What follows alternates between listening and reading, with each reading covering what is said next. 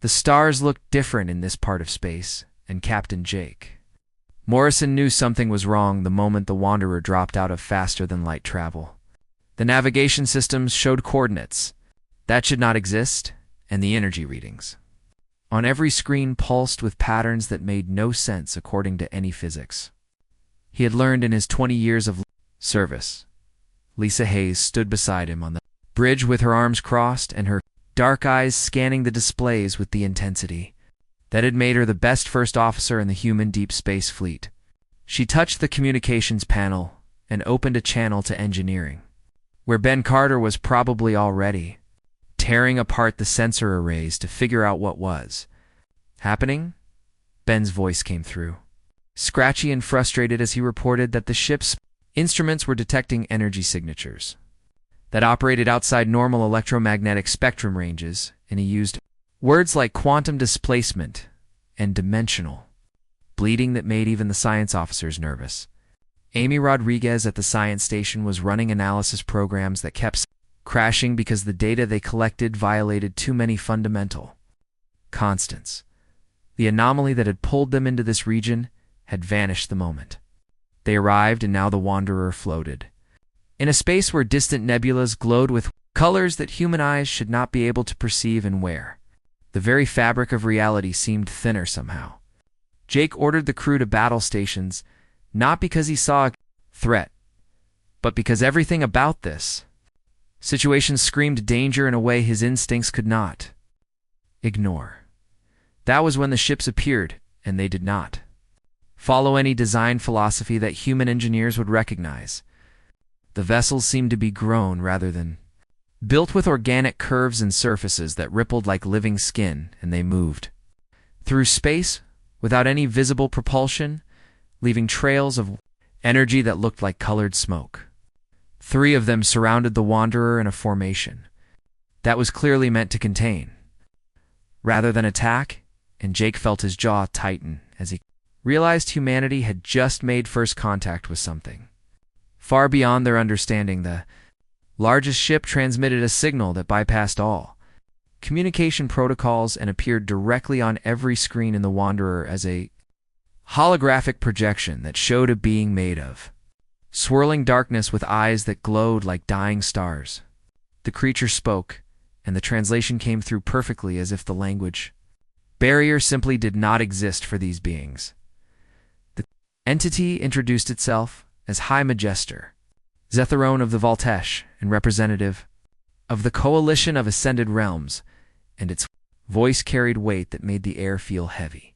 It explained that the Wanderer had crossed into sovereign territory controlled by civilizations that had moved beyond primitive physical existence and mastered what it called the true forces of reality. The hologram showed images of worlds where beings commanded fire with thought and bent space with gestures and manipulated matter through will.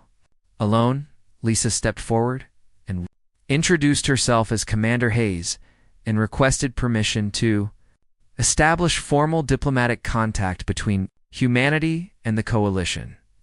She kept her voice steady and professional, but Jake could see the tension in her shoulders, because they both understood that this encounter could define humanity's future in ways they could not predict. Zetherone's response carried amusement that felt condescending as it agreed to allow the humans to meet with Coalition representatives and learn their place in the cosmic order.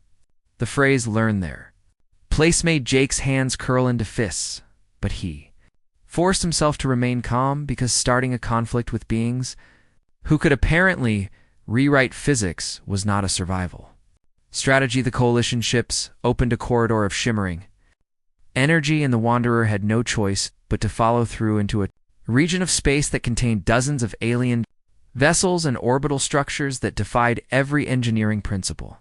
Ben reported from engineering that his instruments were detecting power outputs that exceeded human fusion reactors by factors of thousands, and the energy came from sources that seemed to tap directly into the quantum foam of space itself. They were guided to a massive station that looked like a crystal cathedral floating in the void, and Jake took Lisa and Amy with him on a shuttle to meet with the Coalition Council. The interior of the station was breathtaking with halls that seemed infinite in walls, that showed impossible vistas, and they were led by floating spheres of light into a chamber where three distinct species waited. The Valtesh appeared as beings of living shadow and dark energy with forms that constantly shifted in eyes that saw through matter. The Kyrathea were reptilian creatures with scales that glowed with inner fire, and they moved with predatory grace that suggested immense physical power beneath their elegant robes. The Elendra were the most disturbing because they seemed barely physical at all, with translucent bodies that flickered between visibility and transparency, and faces that were beautiful in an inhuman way that made it hard to look directly at them. Zetherone spoke for the council and explained that the coalition had ruled this region for thousands of years through mastery of essence manipulation, which was their term for what humans would call magic. The Valtesh commanded dark matter and gravitational forces. The Kyrathi controlled elemental energies like fire and lightning, and the Elendra manipulated minds and souls through psychic power that operated on quantum levels of consciousness. Amy asked permission to record the meeting for scientific analysis, and a Kyrathi mage named Kermoth laughed with a sound like crackling flames as it told her that human instruments could not capture the essence flows that powered their civilization. The alien gestured, and fire appeared in its palm without fuel or oxygen, and the flames danced in patterns that seemed almost alive, before vanishing without leaving any heat signature that Amy's scanner could detect. Lisa tried to establish common ground by explaining that humanity had achieved faster than light travel and controlled fusion power, and had spread across hundreds of worlds through application of scientific principles and technological innovation. An Elendra named Silthari responded with thoughts that appeared directly in their minds without sound, and the sensation was deeply unsettling as the alien consciousness touched. Their Silthari explained that the coalition viewed human technology as primitive attempts to control forces that essence manipulation commanded far more efficiently and elegantly. Why build machines to generate heat when a Kyrathi could summon flames through will alone, and why construct physical weapons when a Valtesh could crush matter with gravitational manipulation, and why develop computers when an Elendra could process information through direct quantum consciousness?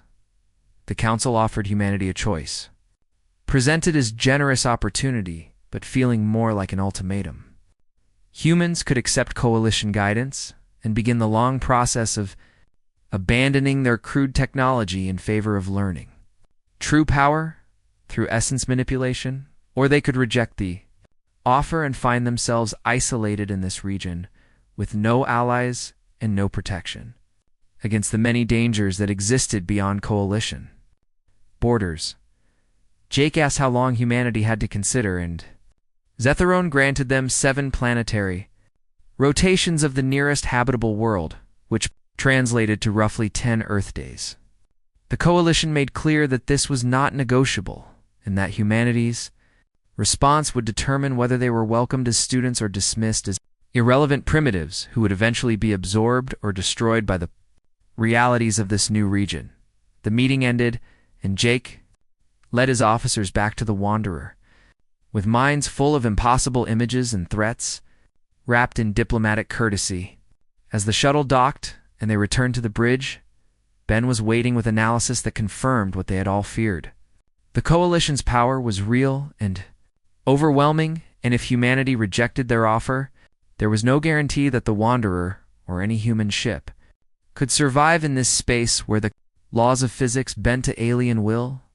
Lisa called a senior staff meeting, and everyone gathered in the conference room with faces showing various mixtures of fear and determination, and anger at being treated like ignorant children by beings who wielded magic. Jake looked at his crew and saw the best that humanity had to offer, and he made a decision that would change everything. Had 10 days to find a way to prove that human power was not inferior to coalition magic, and that plasma and technology could stand equal to essence and sorcery, because Accepting subjugation was not something humans did well, and Jake Morrison was not about to start that tradition. Now the conference room aboard the Wanderer felt smaller than usual, with every senior officer crowded around the central table where holographic displays showed recordings of the Coalition representatives and their demonstrations of power. Greg Palmer sat hunched over his datapad running calculations. That kept producing results he did not want to believe, while Amy Rodriguez stood at the main display manipulating the recorded images of Kermath's flame summoning. Frame by frame, Ben Carter had stripped down 3 sensor arrays, trying to understand how the Kirathi had produced fire without any chemical reaction or energy, input that human instruments could detect, and his frustration showed in the way he kept running his hands through his hair and muttering about violated conservation laws. The energy had come from somewhere, but every analysis showed that it simply appeared in reality without drawing from any conventional source. Jake Morrison watched his crew work through the night cycle and felt the weight of command pressing down harder than ever because 10 days was not enough. Time to understand technology that seemed closer to magic than science. Lisa Hayes sat across from him, reviewing intelligence data that Chris Hayes had compiled from passive scans of Coalition traffic and military transmissions, and her expression grew darker with each file she opened. Chris stood to present his findings, and the tactical display shifted to show a map of Coalition-controlled space, marked with the territories of 17 extinct civilizations. He explained that each of those species had encountered the Coalition and refused to submit to their authority, and within decades, every one of them had been completely destroyed. The Coalition did not negotiate with equals because they did not believe equals existed among species that relied on physical technology. The pattern was consistent across all 17 cases, and Chris highlighted the military doctrine that Coalition forces used in their conquests. They relied entirely on essence manipulation with battle mages who could level cities and orbital sorcerers who tore apart starships with gravitational waves, and psychic commanders who broke enemy morale by projecting fear directly into minds. No conventional weapons and no physical shields because they considered such things beneath them. Megan Cole leaned forward with interest sparking in her eyes as she pointed out what everyone else had missed. The Coalition's absolute reliance on essence manipulation was not a strength, but a potential weakness, because they had no experience defending against purely physical threats. Every species they had conquered had either possessed weak magic of their own or had tried to develop essence manipulation to fight back, and all of them had failed because you could not beat the Coalition at their own game.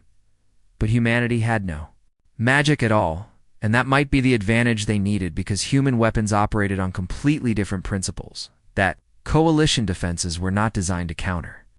Greg looked up from his calculations and added that preliminary analysis suggested essence manipulation required direct perception and conscious will, which meant there were inherent limitations on reaction time and processing speed that technology could potentially exploit.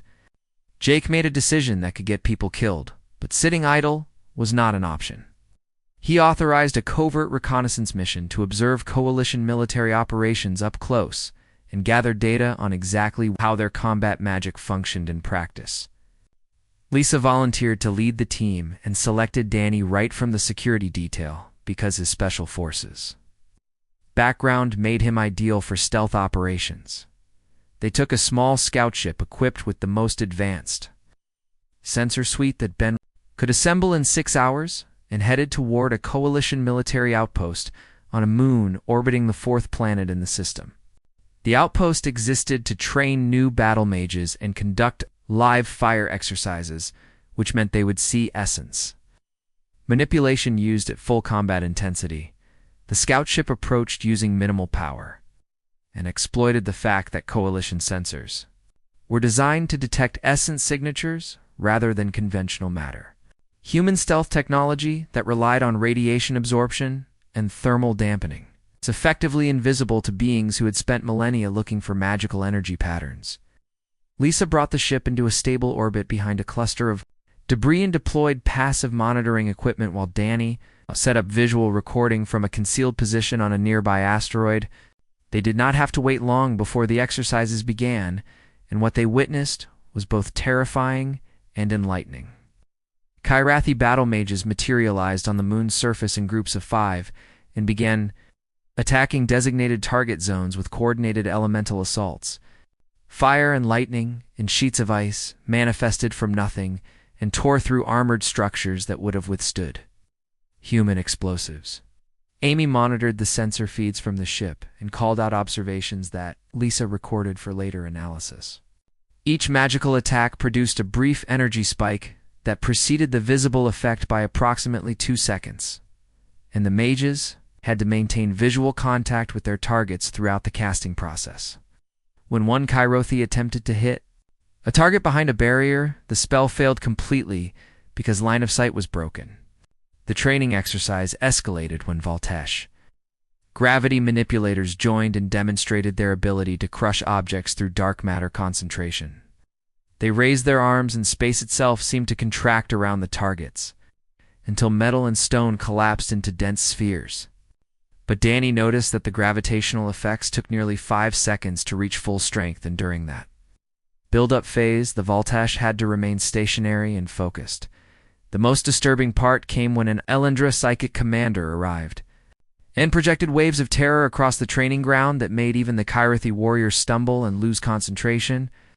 Amy's instruments detected quantum coherence patterns that matched theoretical models of consciousness manipulation, but she also noted that the effect diminished rapidly with distance and required the Elendra to maintain a meditative stance with complete concentration. Lisa compiled the observations and began to see the pattern that Megan had suspected. Coalition magic was incredibly powerful, but it operated under strict limitations that they had probably stopped noticing after millennia of facing only other essence manipulators. Every attack required preparation time and maintained focus and direct perception of the target. Compared to human weapons that fired at near light speed, with computer guidance and no conscious thought required, the Coalition was fighting with one hand tied behind their backs without realizing it. They gathered 6 hours of detailed recordings before a Coalition patrol ship began sweeping the area, and Lisa pulled back to avoid detection. The return trip to the Wanderer took 3 hours, and she spent that time reviewing the footage with Danny and building a tactical assessment that would either save humanity or get them all killed for arrogance. Jake called another meeting the moment they docked, and Lisa presented her findings to the senior staff with confidence that had been missing before. She showed frame-by-frame analysis of a Kyrathi summoning fire and pointed out the 2-second delay in the rigid stance and the vocal incantation that preceded every spell. She contrasted that with human plasma weapons that fired in microseconds and required no stance or chant, or even conscious aiming. If equipped with computer targeting, Greg added his analysis of the energy signatures and confirmed that essence manipulation drew power from quantum vacuum fluctuations and dimensional boundary layers, which sounded impressive until you realized that human fusion reactors produced more raw energy output per second. The Coalition had mastered exotic energy sources, but they had not necessarily mastered efficiency or speed. Ben proposed a test and set up a simulation comparing a Kyrothi fire attack against a human plasma lance. The numbers were striking and showed that while the magical fire could reach temperatures of several thousand degrees, plasma lance operated at 50 million degrees and arrived on target thousands of times faster. The Kyrothi would be vaporized before they finished their incantation. If they faced a human weapon designed for ship combat, Amy brought up the question that everyone was thinking. Why had none of the 17 extinct species figured this out and used conventional weapons against the Coalition? Chris had the answer, and it was not encouraging. Every one of those civilizations had possessed some form of essence manipulation themselves and had believed that developing their magic was the path to victory. It abandoned or neglected their physical technology in favor of competing in the Coalition's arena. And they had lost because you cannot out-magic beings who have perfected magic for thousands of years. Humanity's complete lack of magical ability was actually their greatest advantage, because they had no choice but to rely on technology, and had pushed that technology to incredible heights. Plasma weapons and railguns and fusion warheads and AI, Targeting systems and all the tools that the coalition dismissed as primitive were actually sophisticated applications of physical law that essence manipulation could not easily counter. Jake felt something shift in his chest as the pieces came together. The coalition had offered humanity a choice based on the assumption that magic was superior to technology, but that assumption was wrong. Different did not mean inferior in plasma. Was not less powerful than essence manipulation just because it worked through different mechanisms. Megan proposed the idea that would change everything. What if humanity challenged the coalition directly and proved that human power could match their magic? It was risky and potentially suicidal, but continuing to gather information would only delay the inevitable confrontation. The coalition expected submission or isolation in giving them. Neither would force them to acknowledge that their worldview was incomplete. Lisa supported the plan and added that the coalition's own laws might provide an opportunity. She had researched their cultural database and found references to something called the Trial of Powers, where species could prove their worth through demonstration of capability. It was an ancient tradition rarely invoked anymore because most species the coalition encounter were too weak to bother with formal trials. Jake looked around the room at faces showing determination, mixed with fear, and made the decision that would define humanity's place in this new region of space. They would invoke the Trial of Powers and demonstrate that plasma technology could stand, equal to essence manipulation, and that human ingenuity was not inferior to alien magic. But first they needed to buy time, and that meant taking a risk.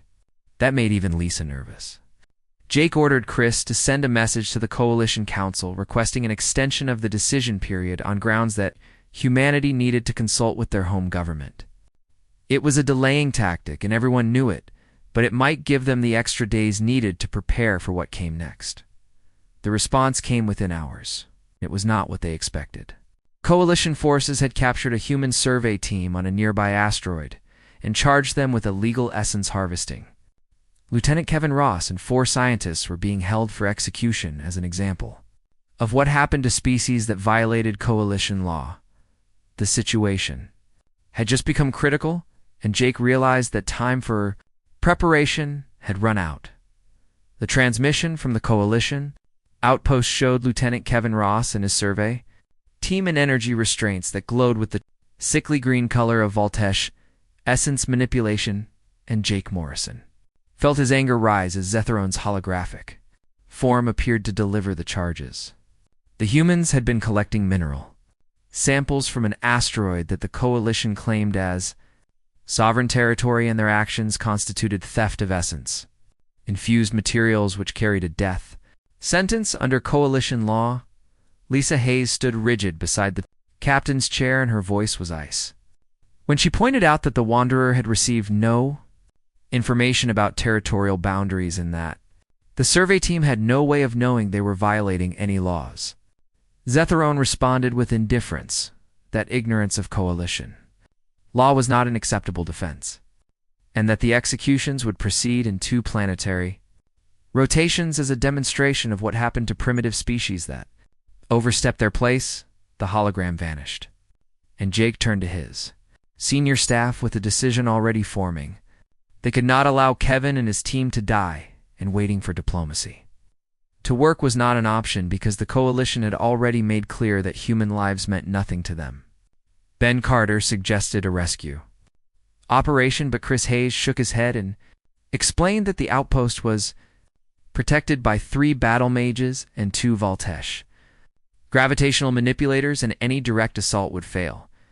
Before the team got within weapons range, Megan Cole proposed the alternative that Jake had been considering since the moment he saw Kevin's face on that transmission. The coalition had ancient laws and traditions that they took seriously, and one of those was the Trial of Powers, where a species could prove their worth through direct demonstration of capability. If humanity invoked the trial, the coalition would be honor-bound to accept, and the captives would have to be released pending the outcome. Amy Rodriguez accessed the cultural database and found the specific protocols. The challenging species would send 3 champions to face 3 coalition warriors in separate contests that tested raw power and precision and adaptability. Victory in at least 2 of the 3 contests would prove the species worthy of respect and all charges against them would be dismissed. Defeat would result in immediate subjugation, and the challenging species would be absorbed into the coalition as servant-class citizens. Jake looked at Lisa and saw his own thoughts reflected in her eyes. This was the confrontation they had been preparing for, and the coalition had just given them the perfect justification to force the issue. He ordered communications to open a priority channel to the Coalition Council and stated formally that humanity invoked the ancient right of trial by powers to contest the charges against their people and prove their civilization's worth. The response came faster than expected, and Zetherone appeared again with something that might have been surprise or amusement. Flickering in those star-like eyes, the High Magister accepted the challenge and stated that the trial would take place in 3 planetary rotations at the Grand Arena on the Coalition capital world. Humanity would send 3 champions, and the Coalition would provide 3 warriors of equivalent rank, and the contests would be observed by the full council and broadcast across all Coalition territories. The transmission ended, and Jake immediately called for volunteers, knowing that whoever he sent into that arena would be facing beings who could manipulate reality itself. Ben Carter stepped forward first and stated that he wanted the raw power contest because he had been analyzing coalition energy outputs and believed human plasma technology could match anything the Kyrithi could produce. His confidence was backed by calculations showing that industrial plasma cutters operated at temperatures that exceeded magical fire by orders of magnitude. Laura Quinn volunteered for the precision test, and her reasoning was sound. She had been the top sniper in Earth's military before joining the exploration corps, and her specialty was hitting targets under adverse conditions. If the Coalition provided a Elendra mind reader, then her experience with computer-assisted targeting would give her an advantage, because machines did not have thoughts to read. Tony Vasquez claimed the adaptability challenge, and his background in zero-gravity combat made him ideal for whatever strange environment the Coalition might devise. He had trained for years in situations where normal human senses were unreliable, and his armor was equipped with every sensor array that human technology could provide. The 3 days before the trial moved faster than anyone wanted, and the entire crew worked around the clock to prepare their champions. Ben constructed a portable plasma lance that could operate at maximum output for sustained periods and ran simulations against every type of magical fire that Amy's database contained. The weapon drew power from a miniaturized fusion cell and could maintain a beam temperature of 50 million degrees for up to 30 seconds before needing to cool. Laura worked with Greg Palmer to upgrade her railgun with quantum processors that could calculate trajectories faster than thought, and the weapon's projectiles were redesigned to be as difficult to track and intercept as possible. They tested the system against AI opponents, programmed to predict her actions, and the computer-guided rounds hit targets. Even when Laura deliberately tried to miss, Tony spent his time in the zero-gravity training module running through every scenario Chris could devise while wearing his combat armor loaded with thermal imaging and motion sensors and electromagnetic field detectors. The armor could track targets through walls and in complete darkness, and could compensate for environmental interference that would blind normal human senses. The day of the trial arrived, and the Wanderer was escorted to the Coalition capital world by a fleet of alien vessels that made it clear this was as much a show of force as a formal proceeding. The planet itself was beautiful in an alien way, with cities that floated in the clouds and spires of crystal that reached into space. The Grand Arena sat on a massive platform in geosynchronous orbit and could hold millions of observers. Jake led his champions and senior staff into the arena complex where they were met by Coalition officials who explained the rules with barely concealed condescension. Each contest would take place in a sealed environment designed to withstand essence, manipulation at full combat intensity, and the champions would face opponents chosen specifically to counter their perceived strengths. Victory required either forcing the opponent to concede or successfully completing the test objective while preventing the opponent from doing the same. The arena floor was massive and divided into 3 separate zones, and the stands were already filling with representatives from dozens of coalition species who had come to watch the primitives fail.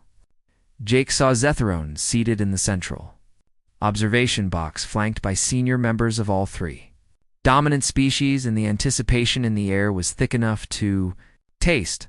The first contest was announced, and Ben Carter walked into his designated zone carrying the plasma lance, while his opponent Kermath strode in from the opposite entrance wreathed in flames that did not burn him. The Kyrithi battle mage was larger than Ben had expected, with scales that glowed red-hot and eyes that burned with literal fire. The arena around them was a circular space, 50 meters across, with walls of reinforced energy barriers and a floor of heat-resistant alloy. The objective was simple and brutal. Destroy the target sphere suspended in the center of the arena before your opponent destroyed theirs, and each sphere was protected by shields designed to withstand massive energy outputs. The contest would test pure destructive capability, and the Coalition clearly expected the Kyrithi to vaporize his target, while the human struggled to make a dent. The signal. Saudin and Kermath began his attack immediately, with flames pouring from his outstretched claws in a continuous stream that turned the air white-hot. The fire coiled around his target sphere, and the temperature in the arena climbed so fast that the environmental systems struggled to compensate. The Coalition observers cheered as the sphere's shields began to glow under the assault. Ben activated his plasma lance, and the weapon hummed to life with a sound like contained thunder. He aimed carefully and triggered the firing sequence, and a beam of superheated matter erupted from the lance's focusing array. The plasma burned at 50 million degrees and crossed the distance to his target sphere in a fraction of a second. The effect was immediate and dramatic. The sphere's shields flared bright blue and then simply vanished as the plasma beam punched through them like they were not there. The sphere itself began to melt, and Ben adjusted his aim to keep the beam centered. Within 5 seconds, the target was a blob of liquefied metal dripping onto the arena floor. The arena fell silent as every being present processed what they had just witnessed. Ben's target was destroyed while Kermath's sphere was still intact behind its shields. The Kyrithi mage increased his fire output desperately, but magical flames that burned at mere thousands of degrees could not compare to plasma that operated at stellar core temperatures. Kermath's sphere finally cracked and melted after another 10 seconds, but the contest was already over. Ben had won, and the plasma lance had proven that human technology could exceed magical fire in raw destructive power. The human engineer stood calmly with his weapon powered down while Kermath stared in. Disbelief. Setherone's voice echoed across the arena, declaring Ben Carter victorious in the contest of raw power, and the silence from the Coalition observers was deafening. Jake allowed himself a small smile because humanity had just won the first battle and proven that their technology was not primitive but merely different. 2 contests remained, and the Coalition would not underestimate humanity again. Laura and Tony prepared themselves, knowing that their opponents would come at them with everything essence manipulation could provide. The trial had only begun, and the hardest challenges still lay ahead, but Ben had opened the door and shown that plasma could stand equal to magic, and that was enough to give them all hope that humanity might actually survive. This test improved their worth to beings who had considered them beneath notice. The second arena zone activated, and Laura Quinn walked onto a platform that extended into an open space filled with floating obstacles and moving targets that shifted position every few seconds. Her opponent Silthari materialized.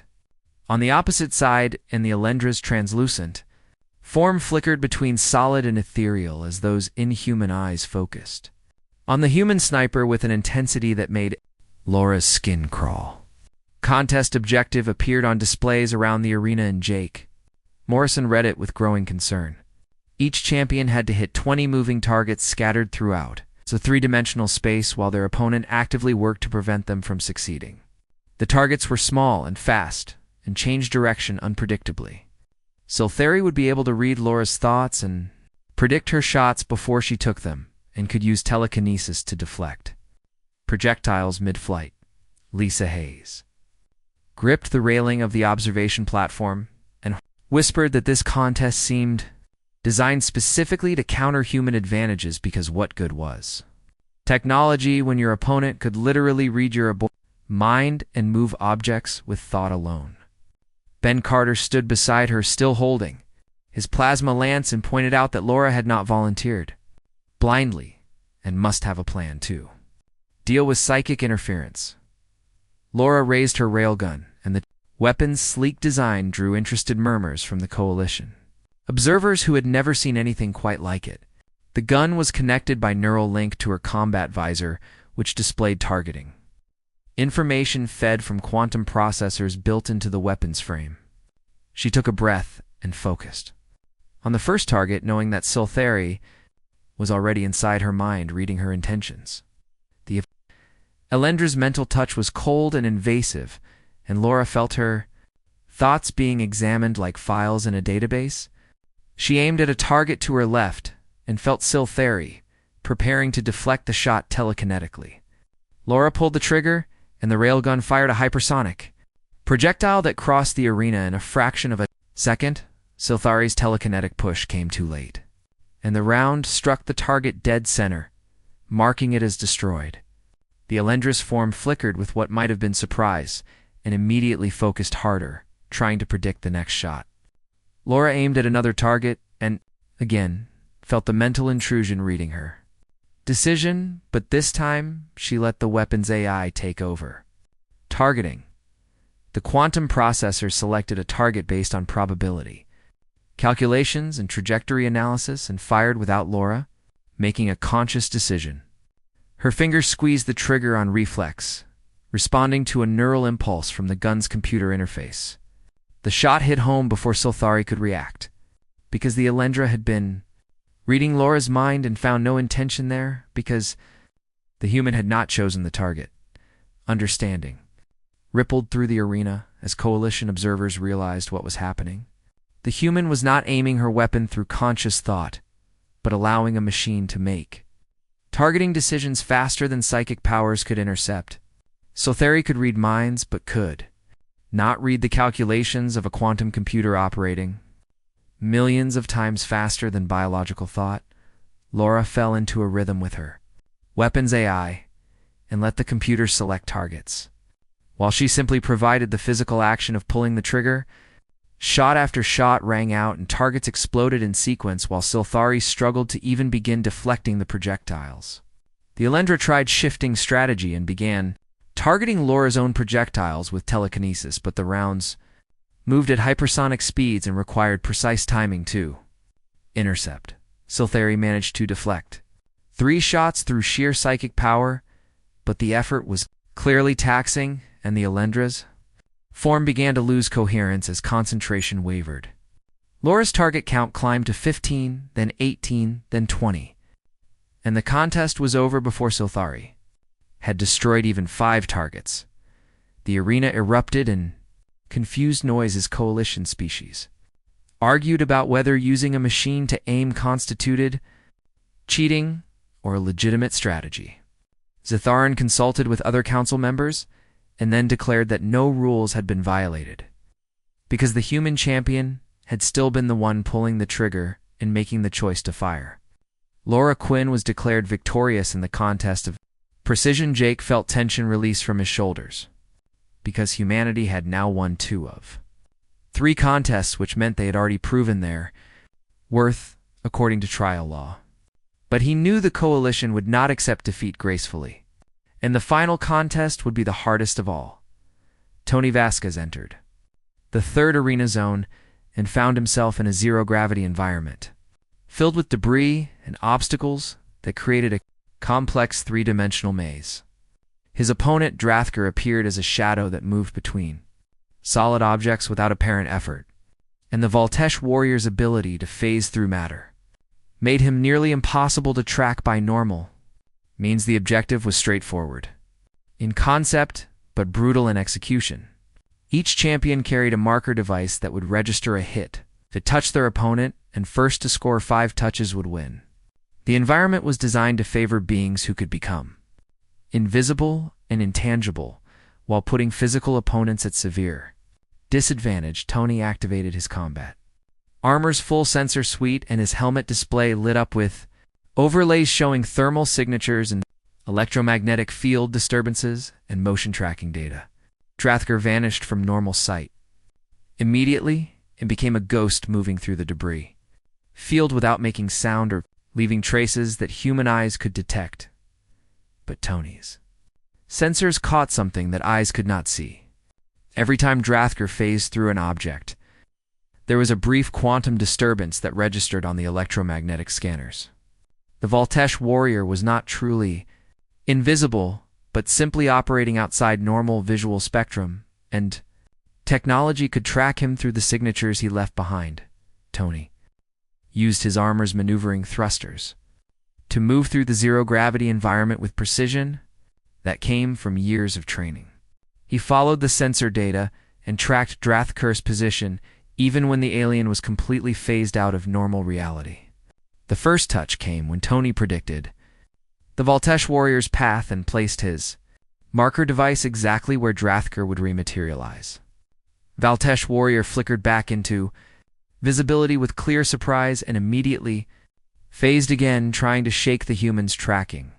Tony adjusted his approach and began using the debris as tactical cover, while his sensors continuously fed him data on quantum disturbances and thermal variations that marked Drathker's position. The second touch came after a brief chase through the maze, and Drathker's frustration was visible in the way the shadow form writhed and twisted. The alien tried becoming completely intangible and remaining that way, but discovered that while phased, he could not interact with anything, including the marker device needed to score touches. Tony scored the third and fourth touches through patient tracking and superior mobility provided by his armor's thruster system. Drathker attempted one final desperate strategy and filled an entire section of the arena with darkness, so complete that even thermal sensors struggled to penetrate it. But Tony switched to electromagnetic field detection and motion tracking, and the technology painted a clear picture of where the Voltesh warrior was hiding. The fifth and final touch came when Tony deployed a wide area plasma net set to low power that forced Drathker to rematerialize or be caught phased in an energy field. The alien appeared directly in front of Tony and took the marker touch before managing to retreat. Zetheron's voice declared, Tony Vasquez, victorious in the contest of adaptability and humanity, had won all 3 challenges. The arena fell into stunned silence as the implications settled across thousands of coalition observers. The primitive species with no essence manipulation had defeated champions of all 3 dominant coalition races through nothing but technology and tactical thinking. Jake walked onto the arena floor with Lisa and his other officers and met his 3 champions with pride that he did not bother hiding.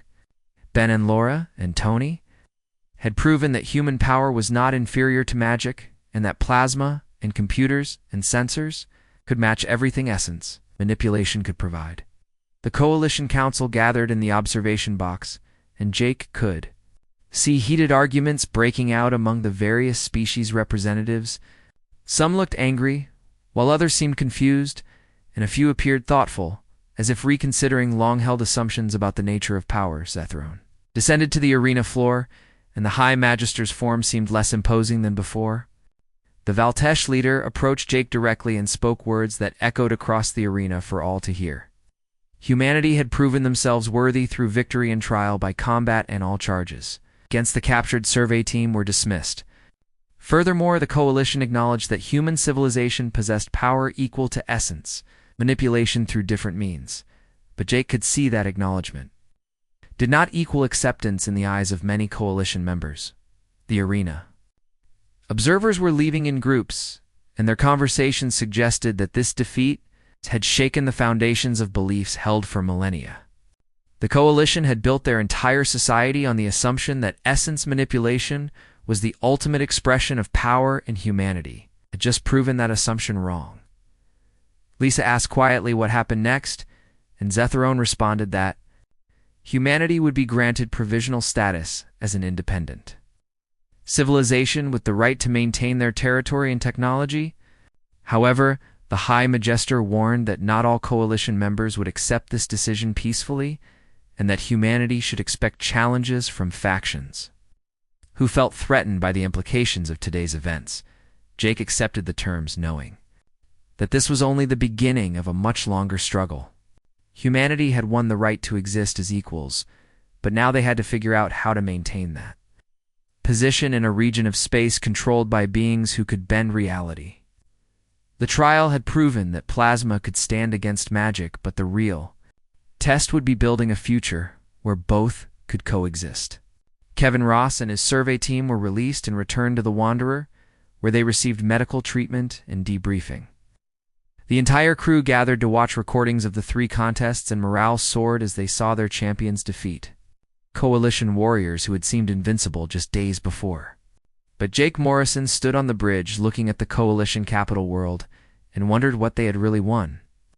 Respect through force was better than subjugation, but it was not the same as understanding or cooperation. Humanity had unveiled their power and proven their worth, but the path forward remained uncertain and dangerous in ways that plasma weapons alone could not solve. The Coalition Council chamber was filled with tension 3 days after the trial, and Jake Morrison stood at the center of the circular room while representatives from dozens of species argued in languages that the translation system struggled to keep pace with. Some voices demanded that humanity be denied their victory on technicalities, while others insisted that the trial results were sacred and could not be overturned. Zetherone sat silent in the high seat, watching the chaos with those star-like eyes that revealed nothing. Lisa Hayes stood beside Jake and whispered that this was exactly what they had feared, because winning the trial had only proven that humanity was strong enough to be seen as a threat rather than mere primitives to be ignored. The Coalition had spent thousands of years believing that essence manipulation was the pinnacle of power, and 3 humans with plasma weapons and computers had shattered that belief in front of millions of witnesses. A Kyrathi elder named Vexther rose and demanded to speak, and the chamber fell silent. The reptilian mage argued that humanity had won through deception and trickery rather than true power, because using machines to aim weapons or track opponents was fundamentally different from personal mastery of forces. The Kyrathi claimed that if the contests were repeated under conditions that banned technological assistance, then the results would be very different. Jake felt his patience wearing thin and stepped forward to address the council directly. Spoke in clear, simple terms that the translation systems could handle perfectly, in his words, were broadcast across coalition space to billions of beings, watching to see how their leaders would respond to this unprecedented situation. He explained that humanity did not view their technology as inferior to magic, nor did they see magic as primitive superstition. Both were sophisticated methods of channeling and controlling energy, and both required years of study and practice to master. A Kyrathi battle mage spent decades learning to summon fire through essence manipulation. A human engineer spent decades learning to contain and direct plasma through electromagnetic fields. The end result was the same, even if the path was different. The captain pointed out that the Coalition's mistake was assuming their way was the only valid approach to power. They had encountered species after species who possessed weak essence manipulation and had crushed them because those species tried to compete on coalition terms. Humanity had no magic at all, and that forced them to develop technology to heights that essence manipulators never needed to reach. Jake asked the council a simple question.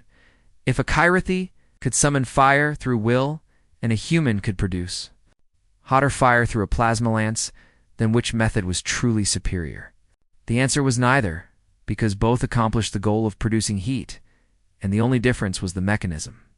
Judging one as primitive because it used tools was as foolish as judging the other as backward because it required biological focus.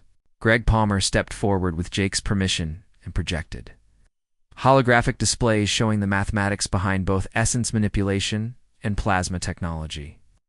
The physicist explained that coalition magic worked by tapping into quantum, vacuum fluctuations, and dimensional boundary layers, which were real physical phenomena that human science had theorized for decades.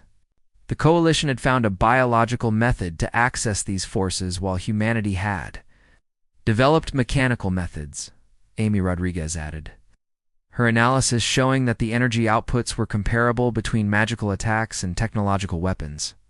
A voltage gravitational manipulation drew the same amount of power from dark matter as a human gravitational generator would require. The coalition simply channeled it through their bodies while humans channeled it through machines. Neither approach violated physics, and neither was inherently better than the other. The council chamber erupted in arguments again, and Jake could see that some members were beginning to understand while others refused to accept the implications. A young Elendra named Tilseth raised a hand for silence and spoke with thoughts that appeared gentle but carried authority. The Elendra argued that the coalition had become stagnant over millennia because they faced no real challenges and encountered no ideas. Tilseth pointed out that the coalition had spent 1,000 years conquering primitive species and absorbing their limited magical knowledge, but had made almost no fundamental advances in essence manipulation during that entire period. They had perfected techniques that already existed but had not discovered anything truly new. Humanity's arrival offered something the coalition desperately needed, which was a completely different perspective on how to interact with the forces of reality. The Elendra proposed that instead of fighting over which approach was superior, the coalition should work with humanity to explore the intersection between magic and technology. What if essence manipulation could be studied scientifically and its principles applied through engineered systems? What if magical shields could be reinforced with electromagnetic barriers, or if plasma weapons could be guided through calculated essence flows? Ben Carter stood and explained that human scientists had already begun analyzing the quantum mechanics behind coalition magic and had developed instruments that could detect and measure essence energy fields. He projected data showing successful readings of voltage gravitational manipulation and Kyrithi fire summoning. Within months, humans might be able to create devices that could replicate magical effects through pure technology. The implications rippled through the council chamber because if humans could build machines that produced magic, then the coalition's monopoly on essence manipulation would end. But Ben emphasized that this was not a threat, but an opportunity. Imagine combining the intuitive flexibility of biological essence manipulation with the precision and power output of technological systems. The resulting hybrid approach could surpass what either method achieved alone. Lisa added that cooperation would benefit both civilizations in ways beyond just POW. Humanity needed to understand this region of space, and the coalition could provide knowledge that would take humans centuries to discover alone. The coalition would gain access to technological innovations that essence manipulators had never needed to develop. Trade and cultural exchange would make both civilizations stronger than they were in isolation. Zetherone finally spoke, and the High Magister's voice carried weight that silenced all other debate. The Voltesh leader admitted that the trial had forced the coalition to confront truths they had been avoiding for too long. Their assumption of superiority had made them arrogant, and that arrogance had led to stagnation. Humanity had proven through victory that different approaches to power were not inferior but simply different. The High Jester proposed a compromise that would allow both sides to move forward without losing face. Humanity would be granted full independent status with territory and trade rights in coalition space. In exchange, both sides would establish a joint research facility dedicated to studying the intersection of essence, manipulation, and physical technology. Scientists and mages would work together to explore new possibilities that neither side had considered before. The vote was not unanimous, but a majority of council members supported the proposal, including Tilseth and several other progressive voices, who saw the potential for genuine advancement. Jake accepted the terms, knowing that this was the best outcome humanity could hope for, given the circumstances. They had won respect through strength, but were building toward cooperation Through mutual interest, the following month saw rapid changes as the research station that would be called Unity Nexus took shape in orbit around a neutral world. Human engineers worked alongside Kyrithi mages to develop hybrid systems that combine technological precision with magical flexibility. Valtesh gravitational experts collaborated with human physicists to map the quantum mechanics of dark matter manipulation. Elendra psychics allowed their abilities to be studied by neuroscientists trying to understand consciousness at the quantum level. Lisa Hayes became humanity's official ambassador to the coalition and spent her days building relationships with alien counterparts who had initially dismissed her species as primitive. She discovered that many younger coalition members were fascinated by human technology and eager to learn about approaches to power that their own civilizations had never explored. Ben Carter found himself teaching Valtesh engineers about fusion reactor design while learning from them about dimensional energy tapping. The breakthrough came when they successfully created a hybrid power cell that used essence manipulation to stabilize a fusion reaction. Allowing for energy outputs that neither method could achieve independently, the device was crude and unstable, but it proved the concept worked. Tony Vasquez led security training programs where human soldiers taught coalition warriors about sensor technology and tactical systems while learning magical combat techniques in return.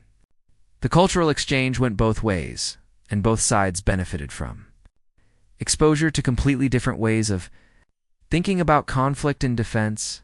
Amy Rodriguez achieved perhaps the most significant breakthrough when she successfully mapped the quantum field patterns that Kyrithi used to summon fire. She built a device that could replicate those patterns through electromagnetic manipulation and produced a flame that was partially magical and partially technological. The implications were staggering because it suggested that any magical effect could theoretically be reproduced through sufficiently advanced technology. Jake Morrison stood on the observation deck of Unity Nexus 6 months after the trial and watched ships from a dozen species docking at the station. The Wanderer was being refitted with hybrid systems that combined human engineering with coalition essence manipulation. The ship would be faster and more powerful than any purely human or purely magical vessel and would serve as a prototype. For future cooperation, Greg Palmer joined him at the observation window and commented that they had accomplished something remarkable. They had not conquered the coalition through force, nor had they submitted to coalition authority. Instead, they had forced both sides to recognize that different approaches to power could coexist and even complement each other. The universe was large enough for both plasma and magic. Lisa's voice came over the communication channel reporting that another human ship had just arrived from Earth carrying scientists and diplomats eager to learn about this new region of space. Humanity was beginning to establish a permanent presence and the coalition was slowly accepting that their dominance was no longer absolute. Jake recorded a message to be sent back to Earth through the newly established relay network. He explained that humanity had found themselves in a part of space where magic was real and physics bent to will. They had proven that human technology could stand equal to alien sorcery and had earned respect through capability and courage. But more importantly, they had opened a path toward cooperation that could benefit all species involved. The captain spoke about the future and expressed hope that humanity would continue to bridge the gap between different civilizations in different ways of understanding power. The trial had proven that plasma and magic were not opposed forces, but different expressions of the same fundamental desire to control and shape reality. Neither was superior, and both had value. As the message ended, Jake looked out at Unity Nexus and saw human engineers and alien mages working side by side on projects that would have been impossible for either group alone.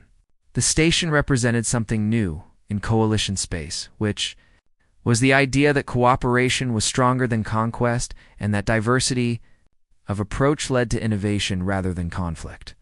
Zetherone appeared beside Jake without warning, as Valtesh could do, and the High Magister spoke quietly.